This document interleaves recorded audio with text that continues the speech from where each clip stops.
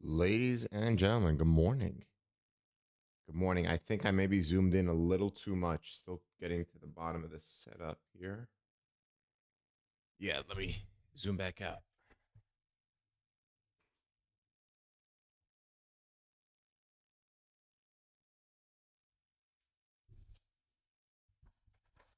Much better, right? I think so. I think so.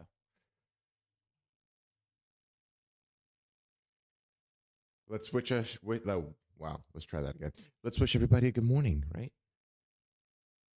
There we go. Perfect. All right. I think I'm coming through just fine. Let's get the content going.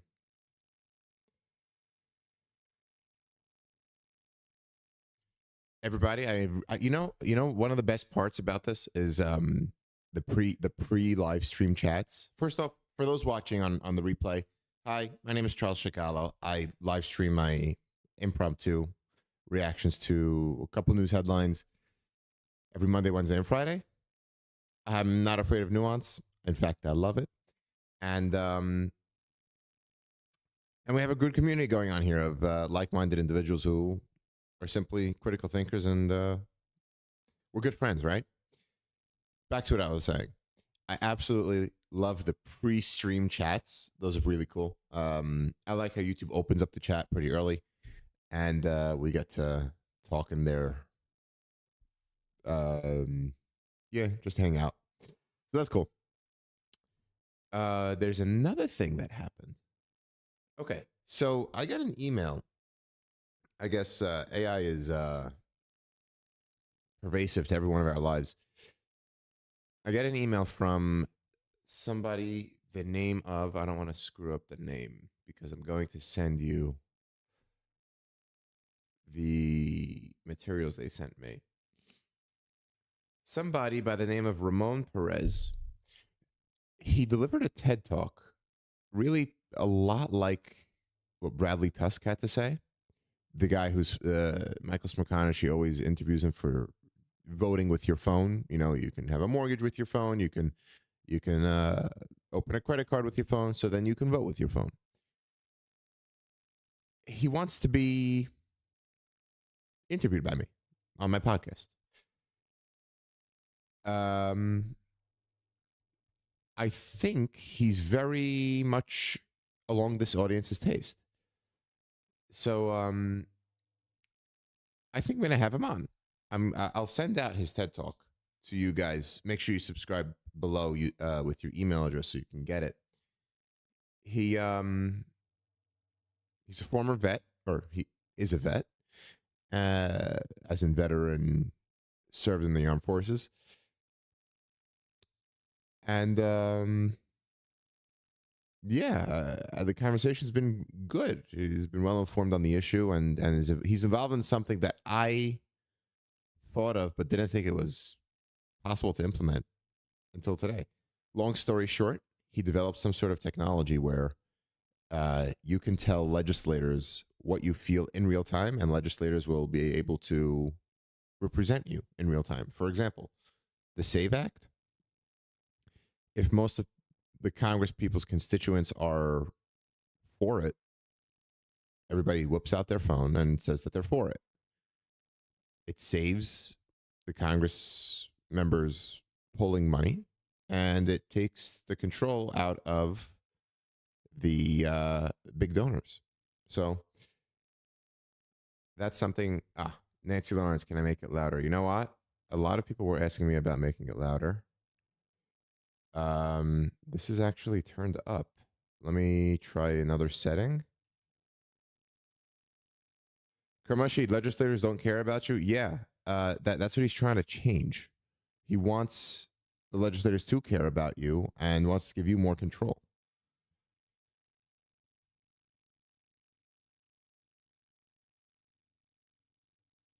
Yeah, yeah, I'm going to do a video interview with him. I'm thinking of actually doing it while going live on this channel. So I'll have a I'll have a I'll have a premiere scheduled. I'll do it live with him, and may even open it up to questions and answers in the chat.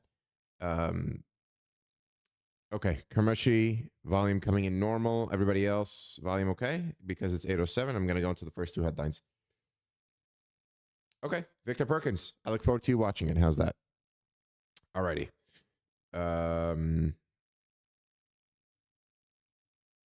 Good, macaroni. All right, good. Overall, like I said, you guys are my North Star, and I will, yeah, I'll get him on. I'll get him on as soon as I consume all of his content because, like, let's just say my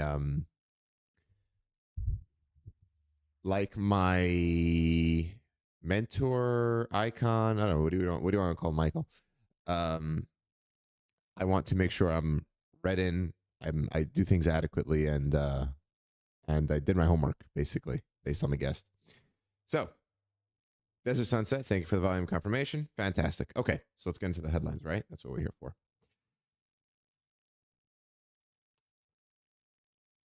Okay, here's something that you probably didn't think I'd hit on, but this means so much to me, both professionally, no, just professionally, not really personally. The USPS says it may not deliver mail in a year. The USPS is warning it could soon face a financial breaking point, with leaders saying the agency may not be able to continue delivering mail or paying workers within the next year if changes are not made. 10 or 12 years ago in high school, I was on the debate team, and it was, should the USPS be privatized? Why is this such a hard thing to do? I remember the affirmative side was saying there's a bunch of bureaucracy, government inefficiency, basically the whole Doge argument. Nowadays, and you know, after I matured in research, I found out that a lot of the USPS's financial struggles came as a result of some bill that passed in, I think, 2008 that required the post office to refund all of the either health care or one of the benefits that they gave out to their employees. And to the best of my knowledge, Congress repealed that. And I remember I was on the affirmative side in that debate, but the my opponents argued that for all intents and purposes, the USPS operates as a private entity with its own postmaster general acting as the CEO and so on and so forth. I countered that by saying, well, isn't the establishment of the USPS at least alluded to in the Constitution? And aren't there things like ranking privileges, and that has to work into the functions of the USPS in some capacity? And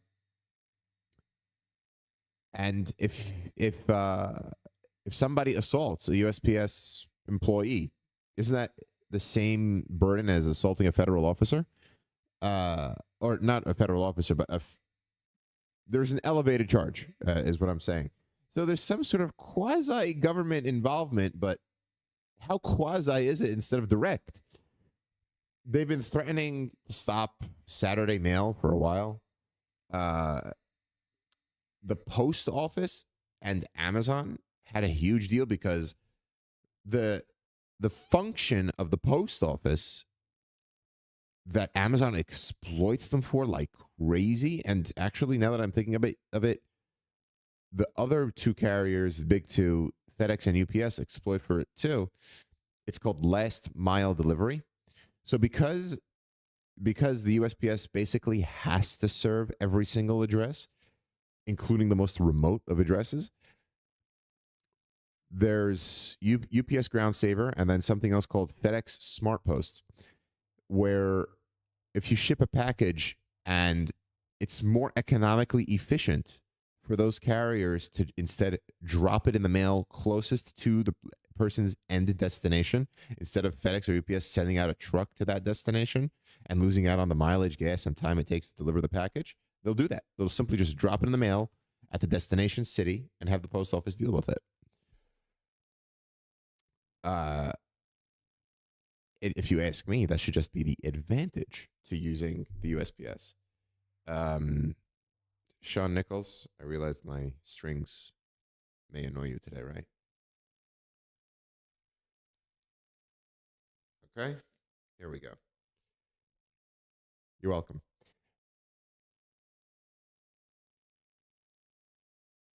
Now I lost my train of thought. Anyways, so the post office has been losing money for years. Reported 9 billion last year alone. The So now I'm looking at this article now. The challenge, some officials say, is that USPS is required to deliver mail to every single address 6 days a week, even though 71% of its delivery routes lose money. At the same time, the agency is heavily regulated with limits on how much it can charge, how it operates, and even how it manages retirement funding and borrowing. That's what I was referring to. So, first of all, when are we going to admit to ourselves we live in an age where we're waiting for a crucial letter is not as crucial as it was before email? I mean, we can reduce mail routes from 6 to 4, okay, 5 days a week. But somebody has to pay for it, right? Postal workers have their own, I think they have their own union, and somebody's got to pay those benefits and contracts and wages. And let's say today I have to mail something out to a PO box, so that basically necessitates me using the post office. It has to go to a PO box in Texas. And I'm thinking to myself, I was buying shipping yesterday, and I'm thinking to myself, it's really important. I don't want to use the post office because their on-time delivery rate is around 70 to 80%, as opposed to UPS and FedEx where it's above 90. But I have to use the post office. I go and look at the rates. The rates are like $6 or even less. It's $2 for untrackable mail and about $4 for trackable. And the other carriers are about $6, $8, and $13. So they should be able to charge more if it costs more to deliver that package. It's not rocket science. And there are a lot of inefficiencies I do see in the USPS. So long story short, should it be privatized? I believe so. If not, it should be treated as a company of its own. I'd like to learn. I'd like to learn more about how the government would function with and without it, but let's see what happens, right? I have a feeling this, the post office is like the New York City Metro MTA, where we just keep on funding it and don't make it more efficient, and a bunch of people will suffer if it goes bust. Anyways, oh yeah, and Amazon gave them a ton of business for delivering on Sundays, so that's but that's also evolving. There's a lot more I could go into on that front.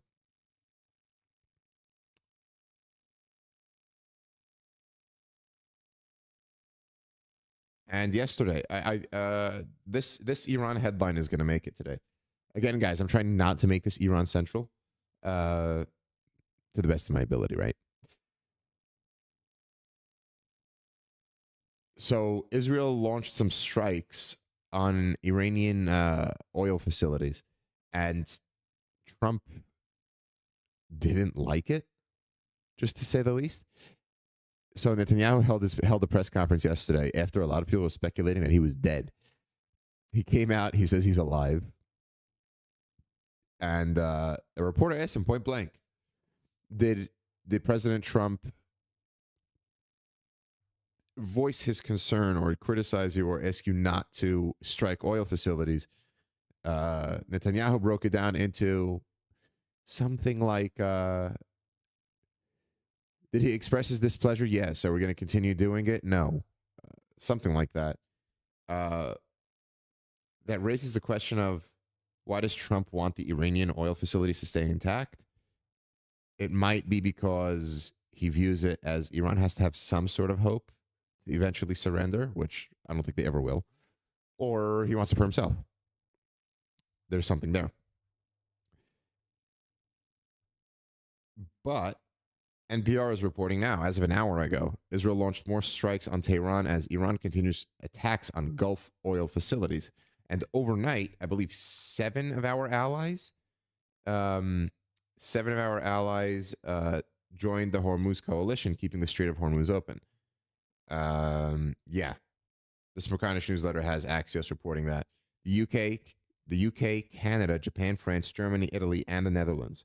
Question for you guys: does that put those 7 nations at risk of Iranian violence? And why would they join? The UK and Canada. Okay, the UK has not exactly been totally for this war. They did close their airspace to the Americans using it before the strikes happened, and they only opened it under hesitation for defensive purposes. The French, I believe, always served as an intermediary between the West and Iran. Germany, Italy, and the Netherlands, I'm not really sure where they came from and what their naval power is like. So they voiced support for a potential coalition, but stopped short of committing military resources. All right, so there's my answer. And then Canada, as much as Trump antagonized them, I wonder what their interest is, because I think they're an oil producing nation. I'm not sure if they're within OPEC, but of course it matters to them, and they may care for the world order and cosmopolitanism, like I guess we are supposed to.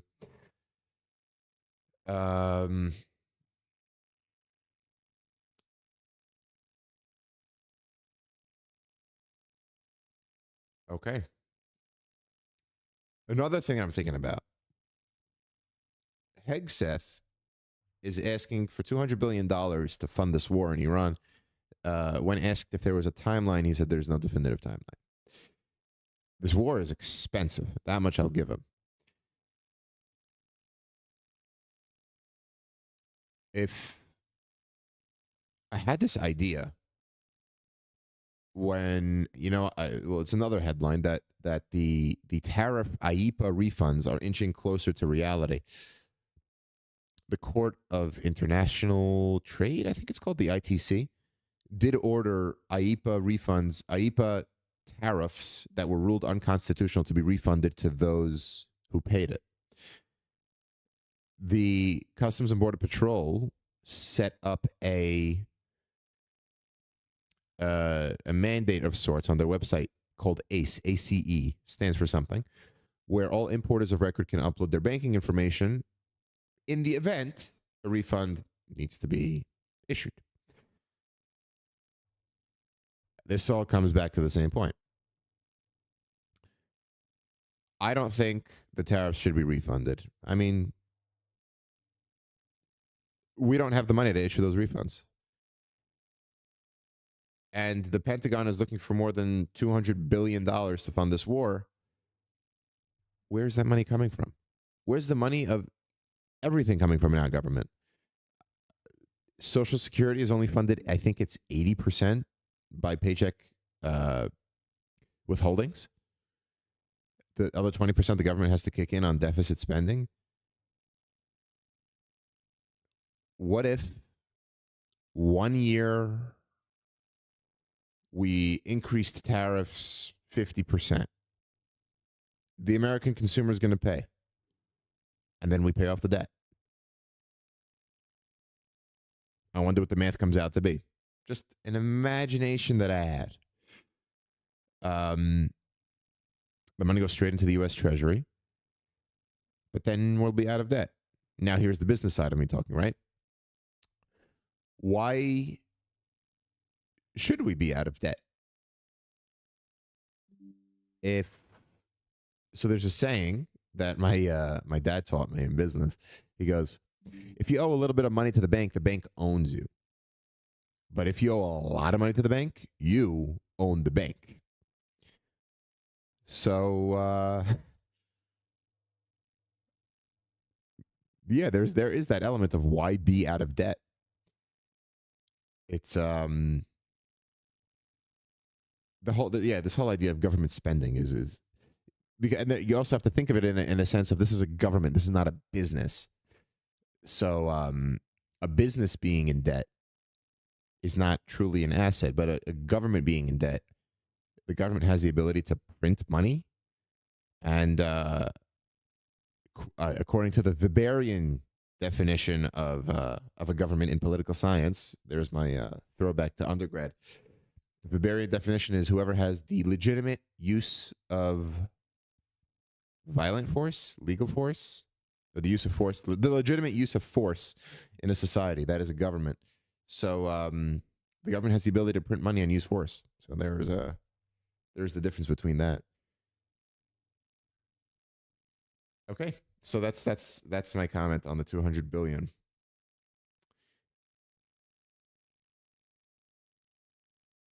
Oh, and how about this? The ground blind spot is reporting that the right wing is not really seeing a lot of news coverage on this headline. The French President Macron urged a halt to attacks on energy and water infrastructure in the Iran conflict after strikes on key gas facilities in Iran heightened regional tensions and threats of wider escalation. There's something to keeping those oil facilities functioning, and I got to do some more thinking on what it is. I gotta. Okay, we are at 8:24, ladies and gentlemen. Comments time, right? Okay.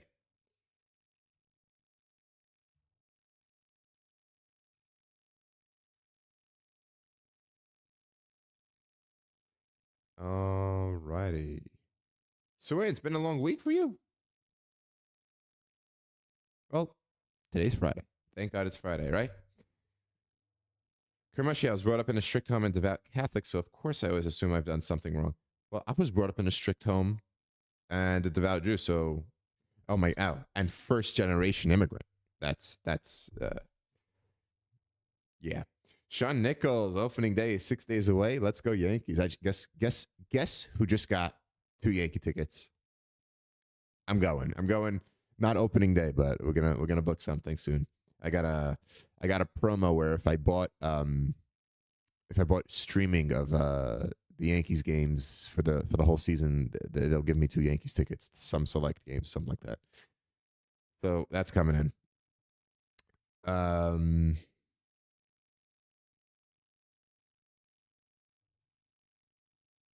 Alrighty.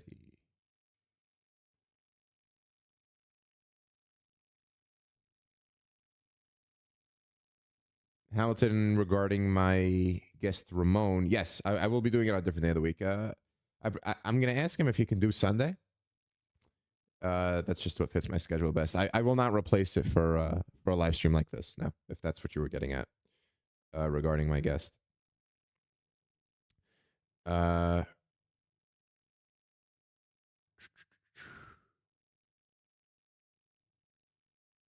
Louis DeJoy as a guest reported such success for USPS. Don't get me wrong. The USPS does a fantastic job going through a lot of parcels of mail and getting it to where they need to go. But the inefficiency with which they do it needs to be addressed, from the prices they charge to the way they function, the sort centers, and the benefits that they offer. There are better ways of doing all of that. All of that. FedEx is only independent contractors, and then you see what happens with UPS and their negotiations with Teamsters. There are ways of doing things, and the industry requires it.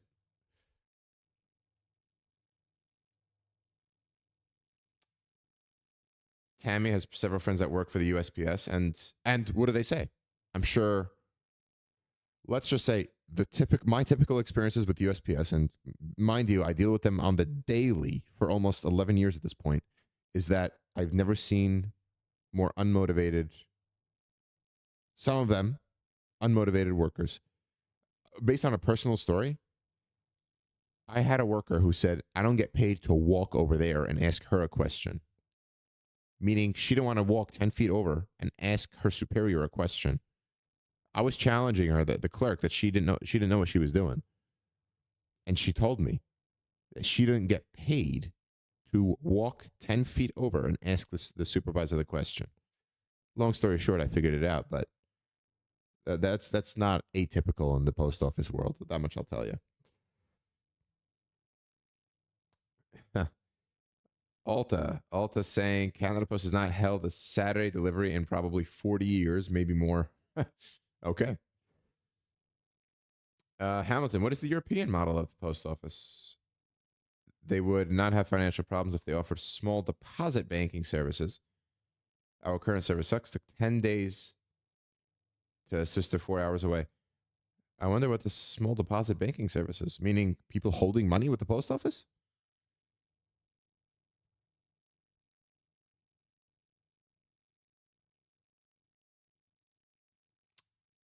Macaroni, we used to deliver, I guess, deliver up to 1,000 pieces of Amazon a day at our office.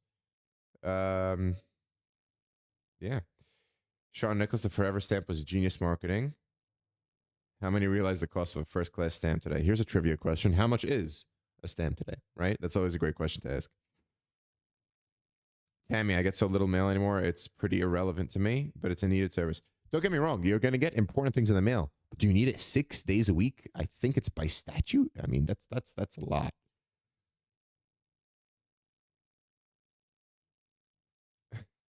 Suhan, you typically cut out the strings on the hoodie. Well, I don't like that. Yeah, they don't have a function for me either, but I never thought of cutting them out.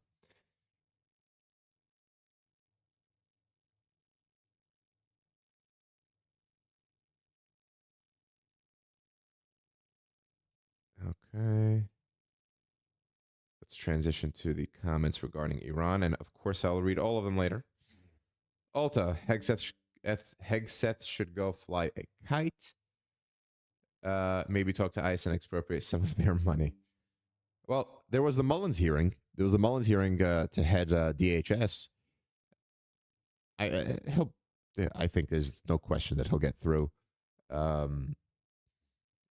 It's just a matter of when they're going to fund the DHS. That's something I think is just so overdue. I mean, think of it. You know what I thought of yesterday? With the TSA, the past 6 or 8 months of the TSA, could they sue the government or the Republicans would probably say, could they sue the Democrats for what do they call that thing? Like workers' rights kind of thing where you're not paying them on time. I'm missing the word. There's an acronym. I don't know. Some like workers' human rights thing where you're not paying them regularly and you're expecting them to work for free or something like that. There's something creative. You know, I came up with the creative structure of how the Dems would probably go after Trump to impeach him when they win the majority of the House. There's a fun way that it could be turned around to Democrats, right?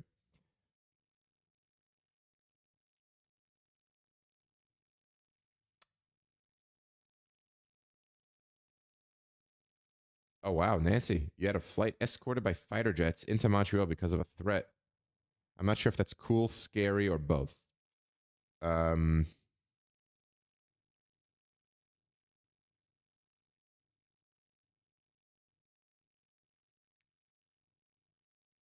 Suhan, you awoke Tuesday thinking it was Saturday. That gives me an idea how long the week was. Oh my god, Tuesday for Saturday. All right, listen, Wednesday for Saturday. I'll level with you, but Tuesday for Saturday.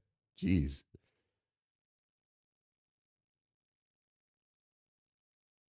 Macaroni, yes, it would be horrible to have an employee acting like that, but you know what? You said that would have not been acceptable in my office. Do you know? So that's the point. If you privatize it, the market will dictate not only how it works logistically, but even by their employees.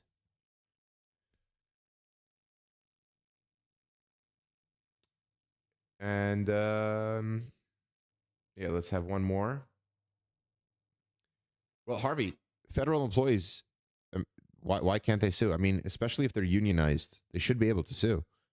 Um, who should they sue? Should they sue the Trump administration?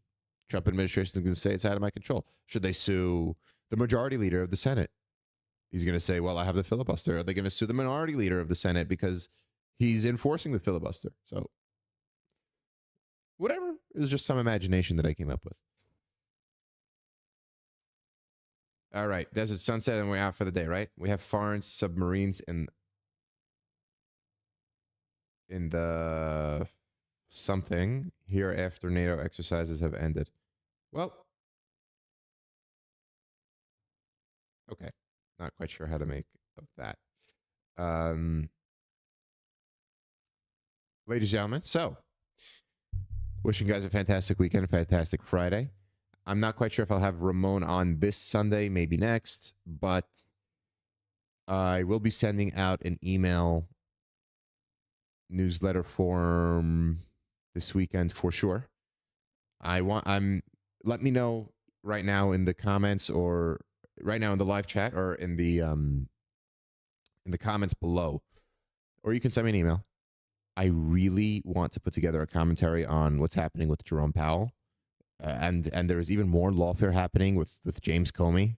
Like I think he got another subpoena yesterday for something or other. That's something I want to do. And then, as far as the interview of Ramon, I'll send you out his TED Talk. Really interesting. And I want to make that a premiere where you guys can interact in real time instead of just, dropping a pre-recorded video and having you guys watch it. But yeah, I'll work to have that. I'll work to have that arranged. So yeah, please let me know your feedback on all of the above. And as usual, please tell your friends about this. Let's see how we're growing, because you know what's happening now? I'm keeping a track on the subscriber count. I just broke 730 this morning. Yeah, I want to see how quickly this could grow, and how many more people we can touch with just simply listen. We're regular people, right? I go to work, I keep track of the news. I love nuance and independent thinking. And something weird happened yesterday where somebody left a comment on my saying that I think the SAFE Act is impractical. So that means I'm totally against voter ID, and I'm totally for fraudulent voting. Like, are you kidding? Because I think the SAFE Act is impractical because you have to bring a passport and birth certificate and I don't know what to vote. And I asked them, did you even familiarize yourself with what's required to vote according to the legislation? They actually came back to me and said, no, but you raise a strong point. Perhaps I needed to do some more research and change my mind. I'm like, holy moly, they make people like you anymore on YouTube, especially behind the screen? Anyways, so we may be building something of importance here.